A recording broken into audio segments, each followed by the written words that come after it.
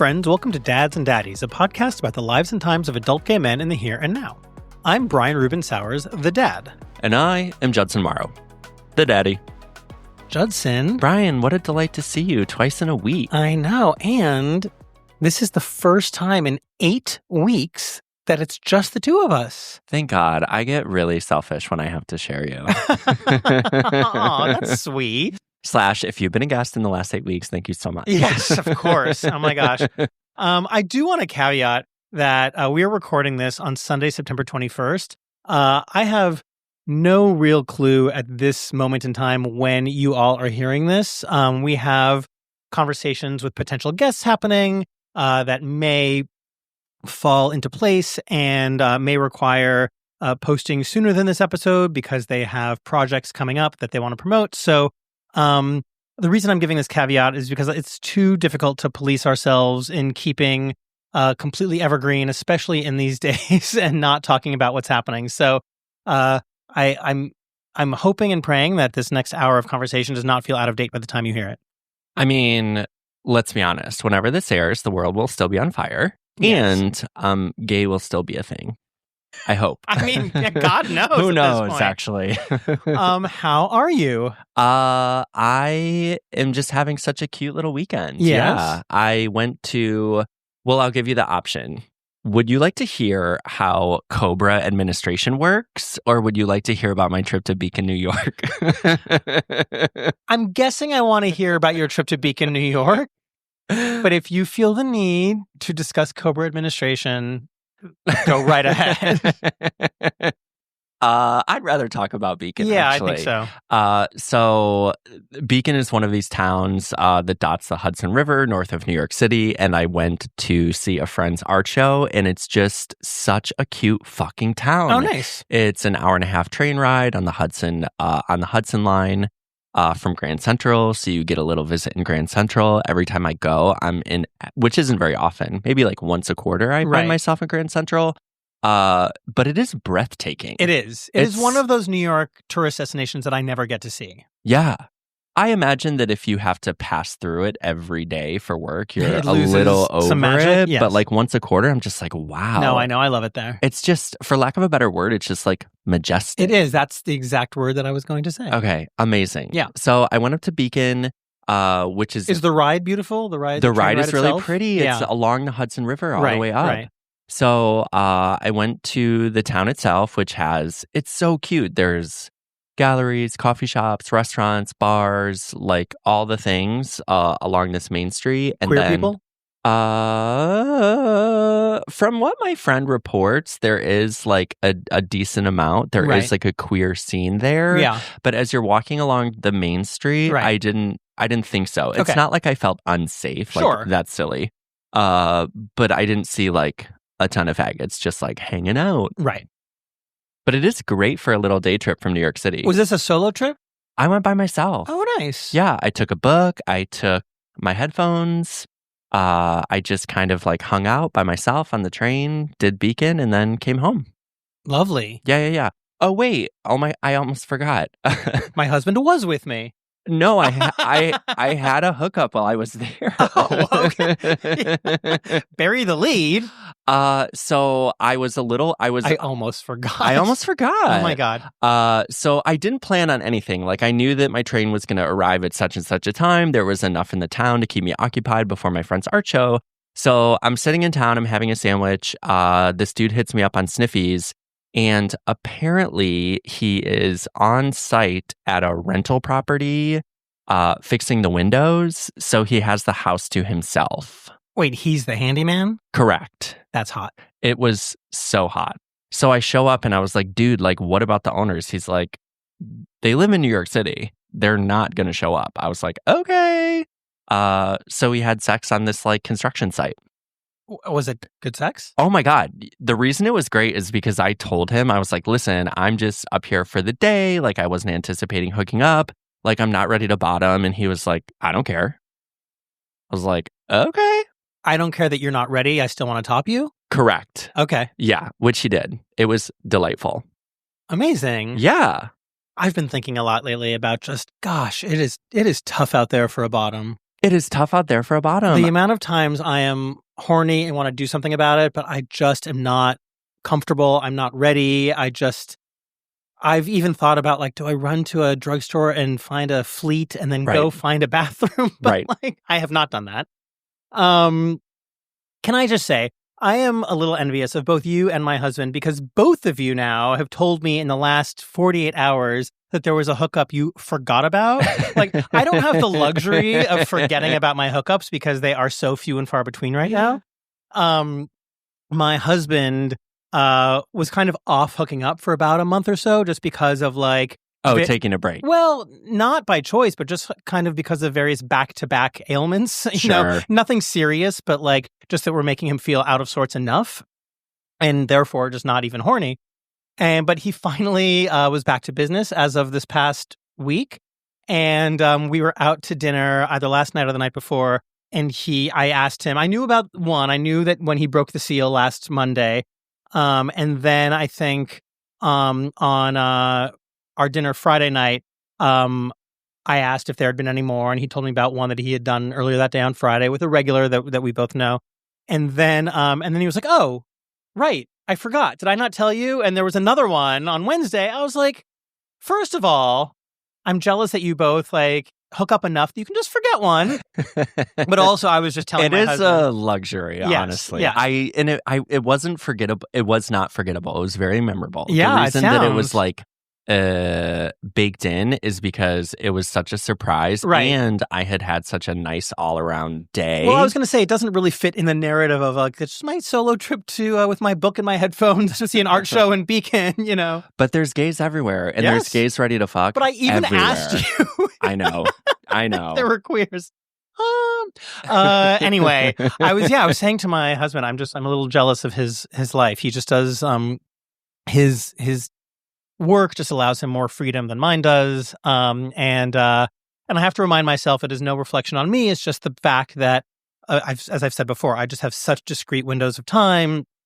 We have, the not hosting rules. Also, my husband is like, his bicycle is like his whatever number appendage. Like, he's so comfortable on his bike. He'll bike anywhere. And I'm just not. I'm not a cyclist. I would love to be. I aspire to be. My kids have just this summer learned how to bike. So it is on me. I know how to bike. I just get super paranoid when there are cars around, when there's even other bikers around. Like, okay, yeah. So Brooklyn might be a bad place for you. So for him, the map is much larger. He can get himself pretty much anywhere.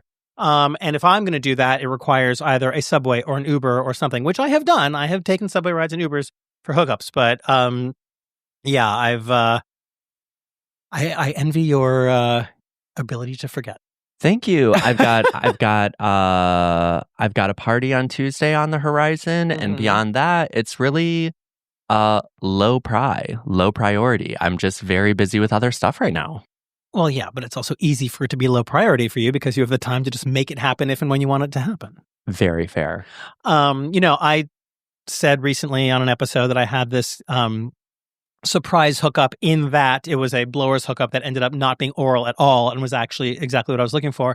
And it was like really hot. The guy was so hot. He was in from Spain. It was kind of just like one of those, like, it was one of those unicorn hookups that makes you remember like why we're constantly on the hunt, because you want to find those unicorns every now and again. Oh yeah, it's just good enough, often enough. Yes. Also, Brian sent me pictures of this guy. Woof. I know. Like, he was fucking it's beautiful. still like, I still kind of pinch myself that it even happened, but it didn't like fill the bucket. It has had the opposite effect, and now that I feel like I'm horny all the time. Thankfully, as I've mentioned on past episodes, I'm still very hot for my husband, and we have very hot sex, and we've had very hot sex yesterday. So that was lovely and definitely did fill a bucket. But anyway, I love hearing about your handyman construction site hookup in Beacon. Thank you so much. It was also like very New York of me that I was like, yo, what's the rent on this apartment? You're not leaving me for Beacon. He did not know, but you gotta ask. Yeah, as will be no surprise to anybody. My 10th visit to O'Mary to see my 5th first lady. Oh, phenomenal! How'd it go? Jinx Monsoon. Oh, spectacular. She's such a force to be reckoned with. Entirely makes it her own. Really vicious performance. Really kind of a revelation. It's so interesting, this role. I've seen now 5 different performers do it, and each one of them have parts of it that I think is my favorite, like the way they interpret it. I really didn't know. I mean, I love Jinx, and I really try never to miss Jinx on stage. And I've been, ever since she was on Drag Race, I was introduced to her through Drag Race, of course, but ever since then, anytime she's come to New York, I've tried to make it. And, but I still didn't really know what to expect because, this role, has been so defined by Cola Scola, and, everyone who's done it while making it their own also is very much doing it in the vein of Cole. But, Jinx makes it entirely her own, and it's spectacular. I saw her do a Christmas special at I want to say, Laurie Beachman Theater. Is that the one on 43rd? 42nd. 42nd. Yes. Yeah. Yes. I have seen her do a holiday show. Phenomenal. Yeah. Such a good performer. No, I mean, they're a genius. It's so, it feels so good to see this person's dreams coming true in a way that I've got to believe growing up, they never believed that their dreams could come true in this manner. Like being fully realized as who they are and being a Broadway star, like had to be these fantasies. I'm just so, I'm so in awe of them and so proud of them. And, it's really, really great. And once upon a time in my much younger days, I was known to wait by a stage door for an autograph. In your younger days, I've seen you do it. Like within the last year. Well, no. Yes, you have, but that was specifically to try to book guests for the podcast. Fair. No, but just as a fan, I once upon a time, that was a common behavior of mine, and I haven't for a very long time, and it is not something that my husband is comfortable doing. But we saw Jinx on Valentine's Day at Carnegie Hall, one night only performance in Carnegie Hall, which was history making, and I bought a poster there that night. That I really wanted her to sign, but if I recall correctly, as we left the theater that night, it was starting to rain, and I also just didn't know what the Carnegie Hall stage door would even be like or exist. Or I also assumed she must have been celebrating in some way after the show. So anyway, I've been holding on to this poster for over 6 months, and I brought the poster with me to the show and waited after the show. The crowd waiting for Jinx was insane. Numbers. Hundreds. Yeah. I mean, the barricades were the entire length of the theater and were 4 people deep the entire way. And, but she signed my poster. Nice. I'm so happy. And she was wearing a button that said she was on vocal rest, so she wasn't speaking to anybody in line, but she went to every single person. And if they wanted a picture with her, she took their phone and then she held it for the selfie and did it for everyone. She signed every playbill. It's just so happy to be in her presence again. I want to get that button and wear it around my apartment. Yes. Your apartment. Bruce, I am not talking. Weekday mornings, just tap on the button. Yeah, I'm on vocal arrest. What else is going on? Well, I'm in this very deluxe period between having accepted a job and not going back to work quite yet. So my friends are calling it sabbatical 2.0. Yes. My friends and my husband are like, wow, for someone who lost their job, like you really took a lot of time off of work this year, which is maybe why I lost it in the first place.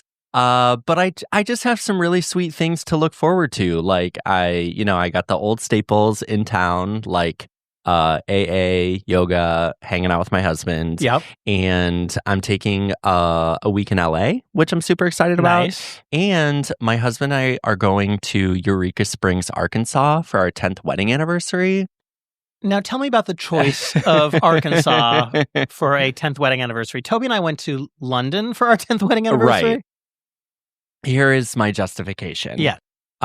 So first of all, blue towns in red states Yes. need our money. Okay. They need our Well, I don't know support. this town at all. So this is a blue town you're going to. So Eureka Springs is actually a little gay enclave in the Ozarks in northwest Arkansas. Okay. The thing that I'm also excited about is you fly into Fayetteville, you drive up to Bentonville. Bentonville is where Walmart is based. My father spent in his working years much of his time in Bentonville, Arkansas for that very reason, because they were a major customer of his. So what's so cool about it is the heiress to the Walton fortune looked around rural Arkansas and thought, well, these folks aren't going to go to art, so I will bring the art to them. Oh, wow. And funded a multi-million-dollar art museum called Crystal Bridges. Okay. Whose entrance is fee, and it's purportedly one of the best museums, not in America,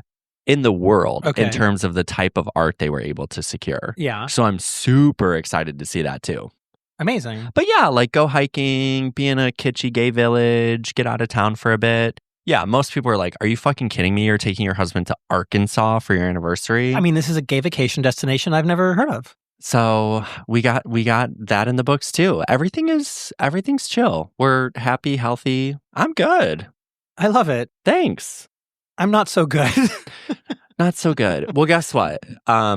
The 80-80 rule. If you can't bring 80, I can support you. Thank you. I can bring it. I'm just like the weight of the world is really on me. But maybe we can get into that a little bit deeper after the break. And why don't we take a moment right now to get into our hookup of the week? I would absolutely love that. Yeah. This person remembered their hookup and they sent it to us. Exactly. Hookup of the week. Hello, dads and daddies. I have a cruising story for you. Now, this happened about a month ago. I was in the process of moving from one apartment to another, and I kind of hooked up with one of my neighbors at my old apartment. Now, here's what happened. Like I said, I was in the process of moving, so I was loading up my truck with a couple of boxes and bags and whatnot, going back and forth from my apartment to my truck. Just like my truck right outside my apartment. And I have this really hot, much younger Latino neighbor. I'm mid-50s, and this guy is probably mid-30s. And he's fairly new to the complex. And I'm in the process of moving out, so we really don't really know each other. I think he's married because I think he lives with a woman. But again, I don't know what the situation is because he's fairly new.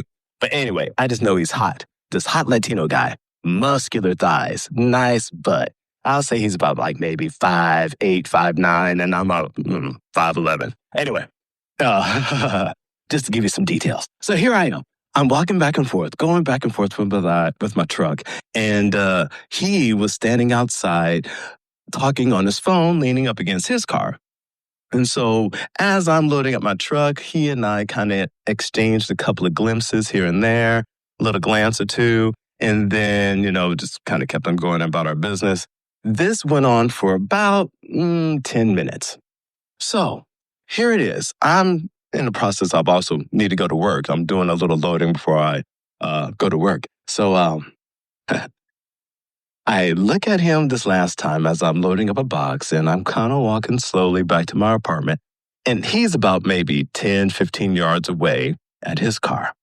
Now, at this time, he wasn't really talking on his phone, but maybe acting like he was texting. So he kind of glanced at me. I kind of glanced at him and kind of smiled. And, I smiled. I really couldn't tell whether he was smiling or not because it was kind of far for me to tell that. And I didn't really have on my glasses. But anyway, long story short, I was standing in my doorway for a second, and then he just kind of looked up and then walked on over to my door, came on into my apartment. I welcomed him. I closed the door. I started touching his bulge. I undid his shorts. He started leaning in for a kiss, but I didn't want to kiss him. But I just kind of then dropped to my knees and started popped out his dick and I put it in my mouth for a couple of minutes and then I popped back up and let him like touch my dick and we both had on big hard-ons and kind of touching each other and touching each other's balls and I wanted to see his butt and his butt was great. And I just squeezed his butt for a little while. So it's just like a little touch and feely, like, not really too much going on because I needed to go to work. And I really didn't know the guy. We exchanged names for a moment. I think he said his name was Juan, but it could be a fake name. It doesn't really matter. It was hot. He was sexy. I asked him to leave. He left, and I went on to work. But it was fantastic. The art of cruising is alive and well. Hookup of the week. The art of cruising is alive and well. This listener fucking nailed it. I love this so much. And it also comes in a series of these like IRL hookups. Like the past few that we played had nothing to do with like meeting on the apps, which like, yes, can help facilitate it, but it's like dudes are out looking. Yeah. I don't think this man is married to a woman. I don't think that's his wife he's living with. Who knows? That's true. Who knows? Like maybe they are together. Maybe she was at work. But like to just follow the eyes into the apartment is pretty bold. Oh, totally. I also love these hookups of the week because, again, like I honestly do believe every one of them, every word of every one of them, and they all just are such like fantasy moments. Like we all want these moments to happen in our lives. Like you're cruising the hot young neighbor and he just like finally walks into your door. Oh, yeah. I believe everyone that submits this to us. And also the thing that's so great about this one, it's not about the actual action that's the peak of the story. It's the back and forth. Yes. It's like the running into your apartment, grabbing a box, seeing him by his car, pretending to text. Like that feeling is where the hotness lies. Yeah. I mean, the thrill of the chase really is so much of the high of all of this, the hooking up. I mean, yes, sometimes they really pay off and the hookup itself is spectacular. But yeah, the thrill of the chase, I think, is one of the main reasons all those apps have become so addictive. I mean, it's also kind of an incredible setup too, because you are leaving the complex. Like it's a little bit of like now or never. Right. Plus, you never have to see this person again because you are relocating. Yeah. I think we had another hookup of the week where it was two gentlemen talking about trying to hook up with some neighbors, like as they were. It was a go ask your dad question. Oh, go ask your dad. Yeah. On the way out of like the building. Yes. I'm so grateful for this hookup. The other thing that I love about these is like we get this information from such good storytellers. Like everything we hear, like I can visualize. Yeah. And it's so cool. Yeah. So thank you for the hookup of the week, listener. Yes, thank you so much. If you have a hookup of the week that you would like to share with us, please record it on your phone, either voice recorder, voice memo. Those should be the apps you're looking for. And then send the file via email to dadsanddaddies@gmail.com. Please send them. We love hearing them. And I think all of you do too. Before we take a break, I want to remind everyone that we are about to co-host a party with Brandon Kyle Goodman, who they are an incredible writer, performer, and podcaster. They have their own podcast that is really a kindred spirit of ours. It's called Tell Me Something Messy. It is also largely about de-shaming sex, gay sex, and Brandon is coming to New York City in October. You're probably listening to this in October with a one-person show. The show is called Ho Church.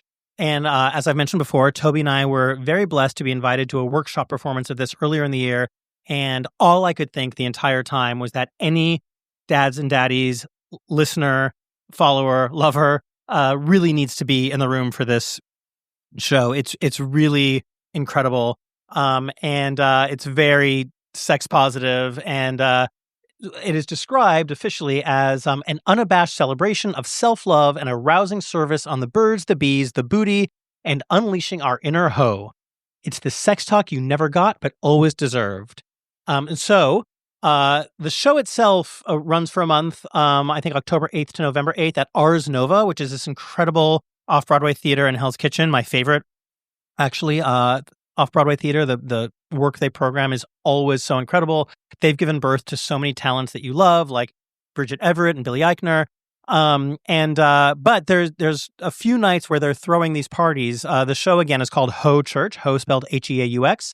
And the parties are called Holy Nights. And we are co-hosting one of the Holy Nights on Friday, October 17th. It's a 7:30 p.m. show. If you go on to arsnovanyc.com to buy tickets and you use the code DADS and Daddies, you'll get $10 off your ticket. And then after the show on the 17th, we will have a party there, a fully clothed, PG-rated party with Judson, myself, Brandon. And I really, really, really do encourage you guys to get tickets and join us for this because it is a special evening that you are going to want to see. You're probably going to want to see it again. You're going to want to recommend it to your friends. So yeah, I hope we see you on Friday, October 17th at Ars Nova. I'm so excited for so many reasons. I'm really excited to see the show. Yeah. I'm really excited to hang out with Brandon Kyle Goodman. Yeah. And I'm excited to meet some listeners who maybe used like the nakedness of our previous parties as a barrier to entry. Yeah, exactly.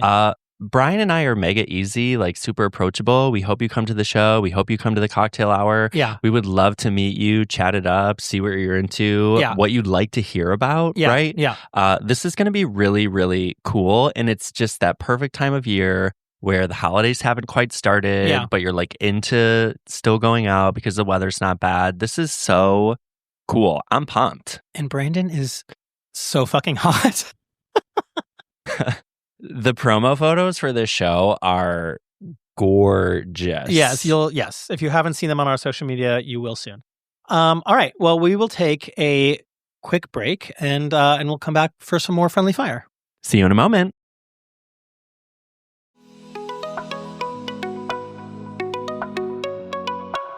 Hey, listeners. Welcome back to Dads and Daddies. I know you mentioned that you're kind of bummed about the state of the world. Like, I am. This past week, what the fuck's up?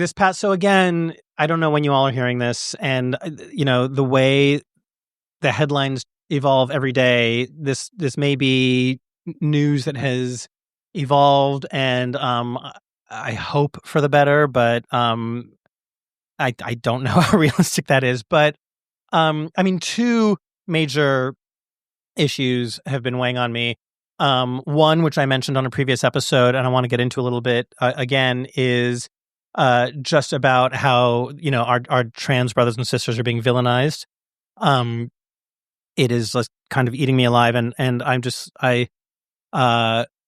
all of this, in this, and what else I'm about to talk about, I just feel so powerless. Yeah. And then the other, of course, is this Jimmy Kimmel free speech situation, ABC, removing Jimmy Kimmel Live from the airwaves. The reason it has become so personal for me, well, in all of this, all of these places that were safe spaces for me are being taken away.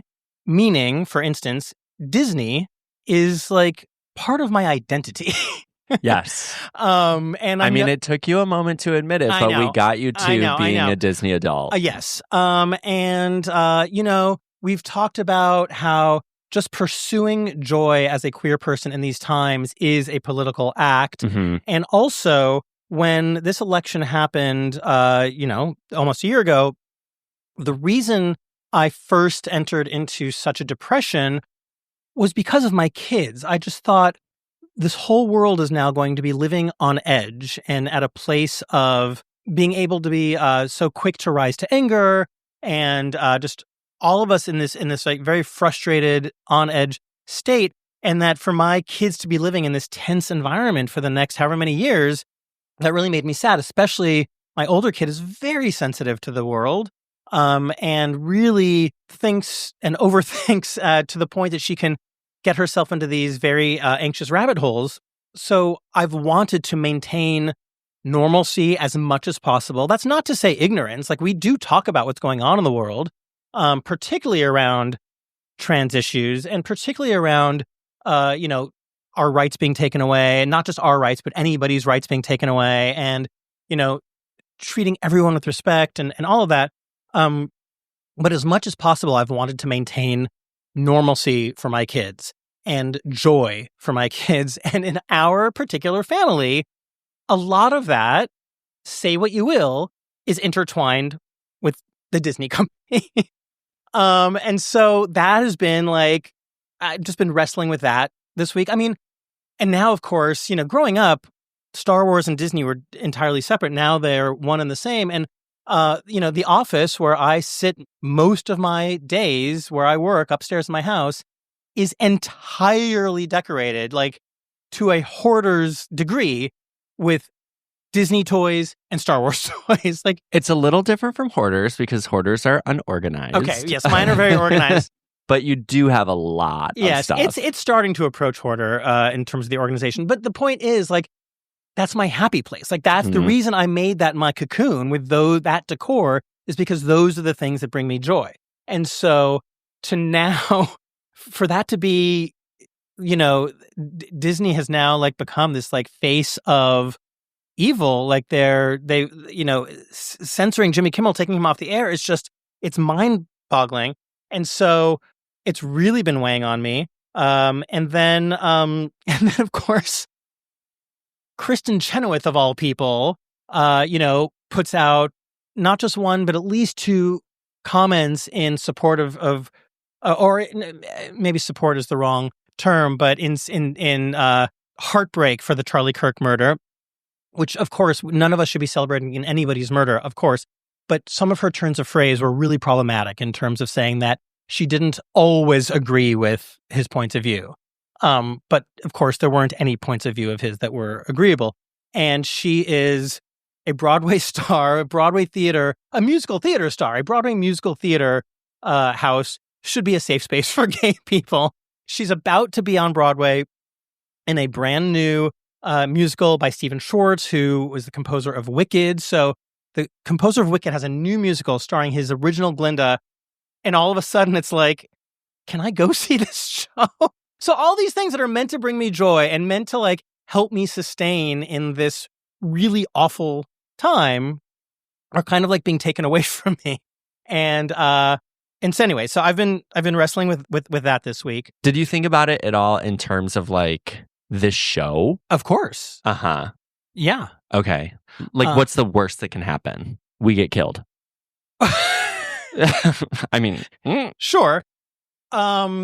No, I've thought about it in terms of this show because, if we want to continue to grow, our growth is going to involve partnering with a larger organization at some point. Correct. And if that larger organization decides that what we talk about is not to their tastes or standards because we are talking about gay sex in very, explicit terms, and we are suddenly pulled off the air without notice, and our listeners who rely on us to have these conversations don't know how to find us. We don't know how to reach them. That thought has absolutely crossed my mind. I would say it's not explicit. It's just honest. Like explicit might be the term that folks would use who are against us. Sure. But they're just open and honest conversations. But there's also, we say things that we understand because we are within the community. Correct. That if a straight person who, not every straight person, of course, but like a straight person who wants to find fault with it, hears us talking about daddy's son in a sexual arena, that could be really used to be damaging. There's also, to be fair, there's plenty of gay men who disagree with us as well. Sure. Like in terms of outlook and terminology. Yeah.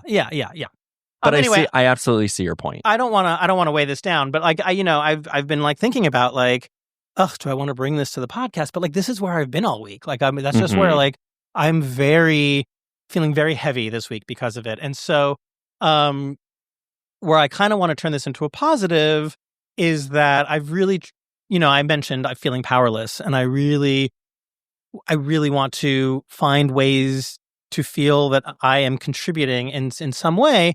And so I saw this post on Instagram that I kind of wanted to read. I just, on a recent episode, did read some posts on Instagram. So this is a post by Chase Strangio, who I have reached out to because I would love to have Chase as a guest on the podcast. Chase is the co-director of the ACLU's LGBT and HIV project.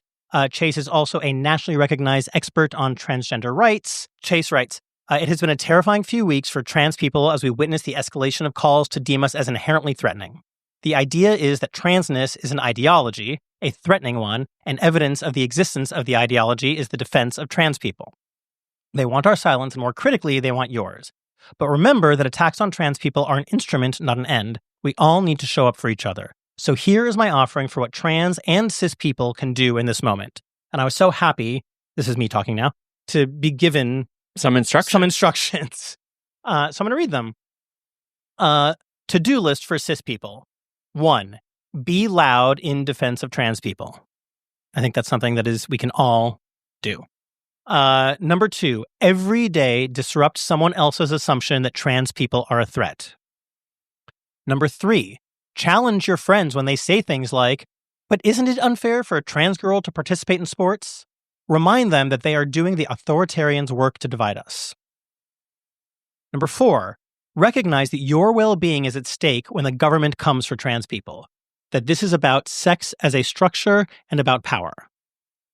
Number 5, when someone says, well, didn't we go too far in defense of trans rights? Ask them, who is we? What is too far? And when did ceding a community's rights to power ever stop the powerful? Number 6, show up at the Supreme Court in January when trans people's rights will again be up for debate.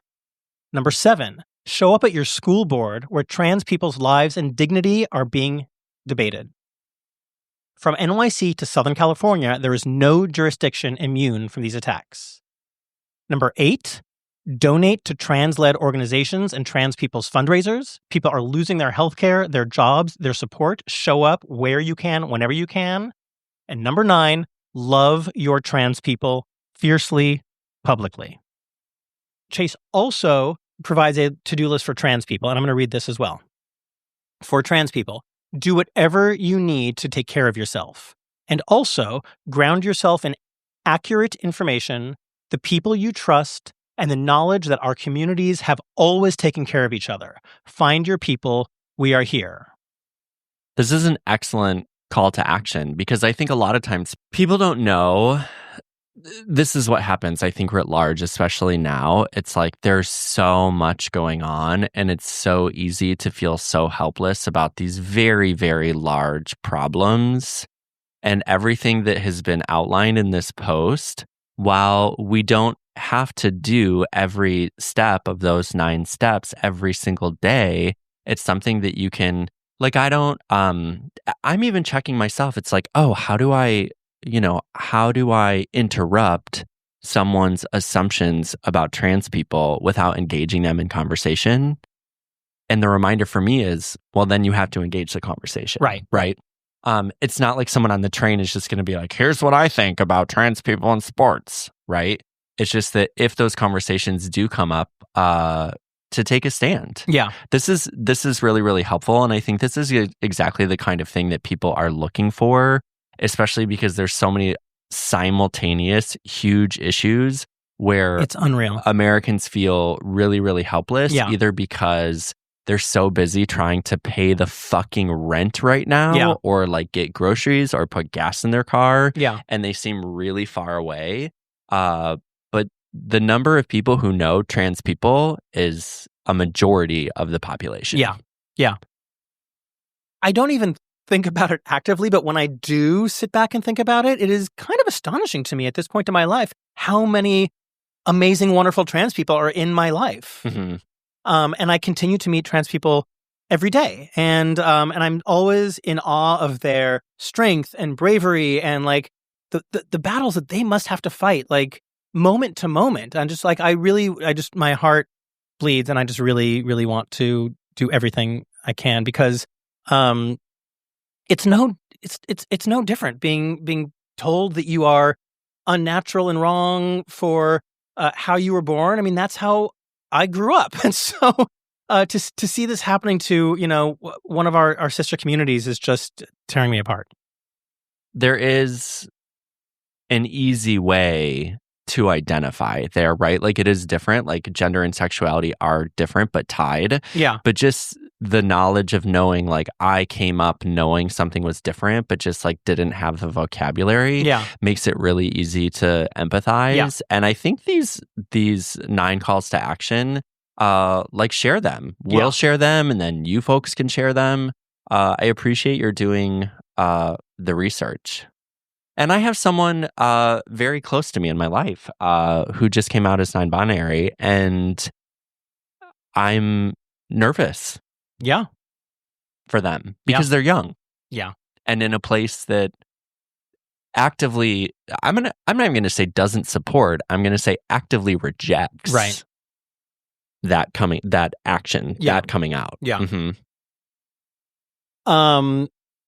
I don't want to end on a really heavy note. There was one story I wanted to tell that I forgot to mentioned earlier when I mentioned, my weekend, and I talked about seeing Jinx last night. Before going to Jinx, we went to our friends called it a 100th birthday party because one of them was turning 49 and the other one was turning 51. Oh, Bruce and I were going to do that. Oh, really? Yeah. We're at like 107 now. And it was a lesbian couple who Toby has known for a very long time. The 51-year-old is a friend of Toby's from well before he knew me. And at the time, it was before she had met her now wife. And they are both really spectacular people and much, much, much smarter than we are. And like both of them are doing things that I can't really describe, but like in the world of politics that are making the world better for, queer people and fighting for human rights and all of that. But it was funny because we're very blessed. We have a lot of very smart friends in very high places politically who are fighting the fight on the right side. So these other friends of ours who I can also describe that way, but are straight. Whenever we go to their parties, we feel just like we just do not belong. We are not smart enough to have a conversation with anybody. We can't like talk pop culture because they look at us with just blank stares.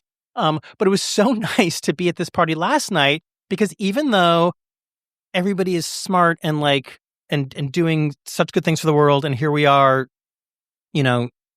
spending most of our time watching reality television, because we were all queer, there was such a comfort level in this room, and like we met so many amazing people and we had conversations with everybody, and it was just so interesting to me because I went into this party with a little trepidation thinking like, oh, the barrier to entry for any conversation is going to be really high. They're all so smart. But it really did bring home for me, what Josh Sharp was telling us, like, don't just hang out with your people. Type. Yeah, like there are so many, like the queer umbrella, to use Chris Murphy's term a couple weeks ago, is so large. Really broaden your queer experience. And just like how like there really is a bond. Being queer really does connect us all. And it was, I don't know, it was a really great experience just being at this party and feeling like, that I had a commonality with everybody in there. I want to support what you're saying with some practical advice, actually, because I find myself in many situations, not where I don't feel smart enough because I have a particular type of intelligence. It's more emotional than it is like knowing the facts about things. I am often very quick to just say, oh, I don't know that. Tell me about it. Yeah. And it, it's humbling for me. And then it just sets the stage for someone to talk about themselves, which is what people love to do. And I end up ultimately being able to learn a lot as opposed to like pretending like I know what the fuck is going on. Yeah. And there might be listeners who are like, Judson, like you're only ever pretending to know what the fuck is going on. But in those sort of social situations, I just give people the opportunity to explain because most of the time, like, I don't know. Or even if it's a thing that I kind of know and like, people, like, let's use theater, for example, with you. Like, I can't keep up. Right. I just can't keep up with like you and other friends and my husband. But I do learn a lot and I do get to make decisions about what I might be able to enjoy if I just admit, A, that I don't know. Yeah. And B, just like fucking listen. Yeah. I mean, I don't end up at parties very often anyway because I'm like, oh, it starts at 9. I'm good. But I see what you're saying. This one started at 5 o'clock. You would have loved it. God. I was talking to someone recently about the need, and it is happening for more daytime stuff. Yeah. Like people are clamoring for daytime stuff. Yeah, well, we were talking about it with our guest Brian Vance before he came That on is what the air. okay, Yeah. we were discussing it. Right. Yes. I'm like, people were talking about it. It was us. Yeah, no, I love a daytime party. DJ James Anthony has a new daytime party. Unspeakable Joy. Apparently it's amazing. I heard it was fucking awesome. Yeah. I got to send him a little note to congratulate him. You do. He's the loveliest, and so I want sweet. to have him back. All right, well, should we do Go Ask Your Dad? Let's go ask your dad. Okay, we'll come back in just a quick second.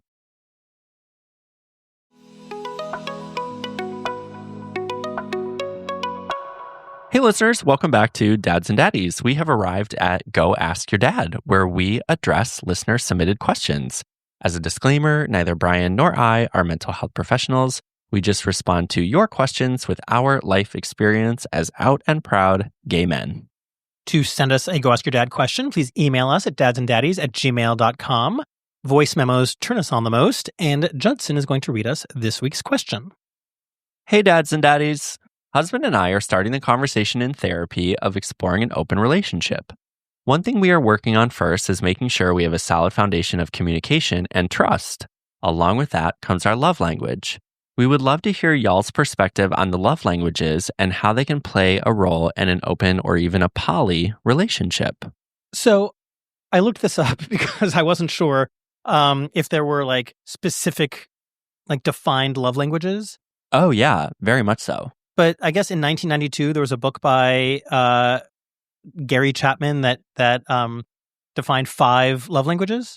You know these. I do know these, but it's also been part of, I mean, it's interesting because this book came out in the 90s, Yes. but like the idea of love languages, I think has definitely been part of the zeitgeist, or at least parts of like my conversations with friends within the last like 5 or 6 years. Right. Yeah. So take it away. Well, What no, are they? the 5 that I looked up this morning, and you tell me if these are the same that you are familiar with, are the words of affirmation, Mm-hmm. quality time, Yep. receiving gifts, Yep. acts of service, Totally. and physical touch. Nailed it. Yeah. That's what people are talking about when they're talking about love language. Okay. I learned something new today. So in having See, I told you I'm not smart. You're quite smart. You just learned a new thing. I'm teasing. So in referencing these, like, where do you land? Like, what's your principal love language of these 5? Well, gosh, all of the above in a way. I mean, quality time for sure. Physical touch for sure. I've always been very appreciative that Toby is a very affectionate person, and you know, whenever we see a movie, whenever we see theater, we're holding hands, I would say a good 80% of the time. And if we're not, it's just because there was a moment like, oh, Mary, we always have to take our hands away to applaud because there's so many moments of applause in that show. But we'll find our way back to it. And it's been funny. There have been times where we've seen movies with the family, and so we bookend the kids, and I feel naked because I can't hold his hand. But he's always been very affectionate, and I love that. There's nothing like a night out together, just the two of us. Anytime we spend together and really remember how much we love just the comfort of each other and each other's humor, and just the fact that like we really are each other's best friends. I know that might be annoying to hear, but we really do enjoy each other's time. I've talked about my just challenge with myself to give compliments, but every morning when I see Toby, the first thing he says to me is, "You look cute." He tells me how good I look. So yeah, I mean, he's very good at all of these. Acts of service. This is another, I've talked, I think it's been a while, but I've talked before. You mentioned 80-80 in a different context today, but there was a book that I read called The 80-80 Marriage, which is about each of you wanting to contribute 80%. And I think we constantly are finding ways to take care of not just each other, but the family, which does feel like an act of service. And whenever that happens, I think the other one totally feels loved. Gifts. I mean, yeah, I think we're sweet about if gifts aren't necessarily about birthdays and holidays. It's about if you know the other person would appreciate something. You've picked up something in a conversation, or you see something as you're out and about or online that you just know would tickle that other person, and just getting that for them. I would say of the 5, that's probably lowest on the list. But I think all 4 of the others we're pretty consistent at. And I think absolutely the fact that we are so affectionate, that we do affirm each other, that we are always providing acts of service for the other, that we do spend quality time together, makes it so that the extracurricular sex doesn't mean anything. Right. Yeah. I absolutely agree with that. And one of the things that's buttressed in this book is there doesn't need to be a love language match. That is not the point. What's often the case is there's not a love language match, Okay. but by being able to identify yours and being able to have your partner identify theirs, it means you can then devote the energy and the love to how best they receive it. Right. Like, it is very, very common for one person to be physical touch and for one person to be quality time. Right. For us, for me, it is without a doubt quality time. Yeah. I feel like I'm very busy. I'm very devoted to a lot of different things. Yeah. And when people give me their time, it is so, so meaningful. Yeah. And I actually have tied together quality time and acts of service, because I do feel like for my friends and my husband too, like they're giving me their time is an act of service, Right. because they are choosing not to do something else. And it's also helpful for me in framing how I spend my time, because sometimes I just think of what I'm up to as an act of service. A good example, it's very difficult for me to speak on the phone with my mother, right? The topic is tricky. There's a bit of a personality clash. For sure. And I think to myself constantly, this is an act of service. Like, my mother is being shown love by our connecting in this way. And it doesn't mean that, like, oh God, I got to call my mom again. Like, it's not that bad, but sometimes to rally, I have to frame it that way. Sure. So cheers to this listener for, having the conversation with their partner. I think exploring love language is like really fun and cool. And again, there doesn't have to be a match. It's just that in each of you identifying how best you receive love gives the other person the opportunity to give it in the best way. Yeah. One part of this question that I want to go back to is this thought of making sure one has a solid foundation of communication and trust before moving into an open relationship. Because to me, that's paramount. Absolutely. And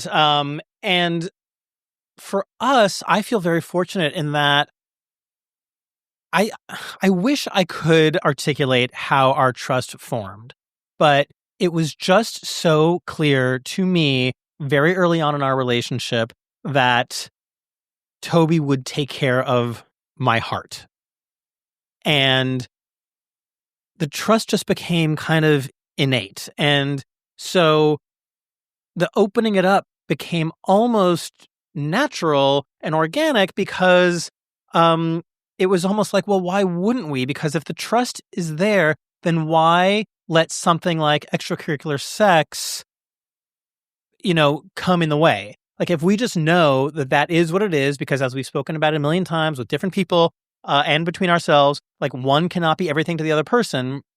So if we understand that, I know he's always going to protect my heart, then that trust is there, and, this other stuff doesn't matter. And then the communication side, I think you can define communication however you want it, as long as you both are on the same page about what that communication needs to look like. Don't ask, don't tell is really important for a lot of people. It's a form of communication. But yeah. Exactly that. It's a form of communication as long as you've agreed upon it. Yeah.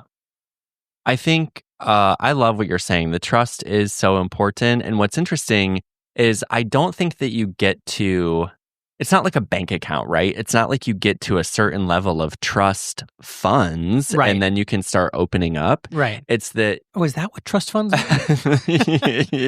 That is, as I said it, I was like, huh. it's not as though you get to a certain point and then you're quote unquote ready. What's interesting is like the trust builds and the communication changes kind of as you go along. Yeah.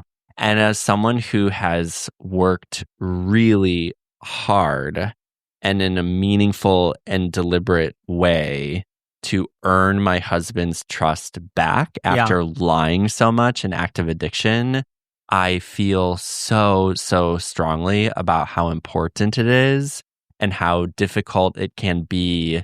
You start further behind when it's broken, right? Like the starting point is not the same. You start further behind and then have to build. So the fact that you guys want to establish this now, I'm so happy. Daddy's really proud of you. You guys are going to figure out something really, really lovely. And while you identify the ways that you want to be loved, you're going to be really sweet to each other. Congratulations on starting the conversation. Yeah. Thank you so much for submitting the question. I hope that was helpful to you. Thank you. If you have a Go Ask Your Dad question for us, please email it to us at dadsanddaddies@gmail.com. Thank you again for spending the hour with us. If you are not already following, subscribing, whatever the verb is, wherever you listen to us, would you please do that before you leave? And also leave us a rating, leave us a review. They mean so much to us. They help us out a tremendous amount. So we would appreciate that. Check us out at our website, dadsanddaddies.com. You can visit our store and get some Dads and Daddies merch to spread the love. You can sign up for our newsletter. And one more time, want to remind you to join us at Ars Nova in Hell's Kitchen, New York City, 54th Street to be exact, and I believe 10th Avenue, for Ho Church, created and performed by Brandon Kyle Goodman. We'll be co-hosting a Holy Nights after party. It's Friday, October 17th. The show starts at 7:30. I believe it's about a 90-minute no intermission show, and then the party will be right afterwards. As we said before, fully clothed party. And if you use the code Dads and Daddies when you're buying your tickets, you'll get $10 off each ticket. So we really hope to see you there. And for now, we will say goodbye and see you in a week. Bye-bye.